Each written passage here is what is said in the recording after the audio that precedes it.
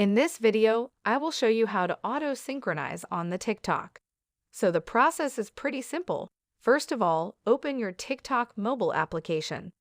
Once you will open it, now you have to click on this plus icon on the middle. Once you will click on it, now you have to click on the upload. Now from here you can upload a pictures or the videos to whom you want to auto-synchronize. I select 2 videos here. Now click on the next. Once you will click on the next, it will upload it on your TikTok. Now you have to click on the adjust clip and you will see this type of the page. Now you will see an auto-synchronized option.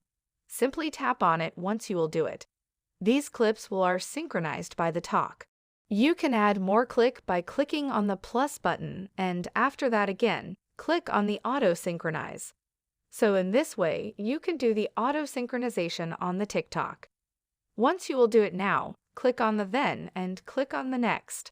Now post it. Hope this video will helpful for you. See you next time. Thank you.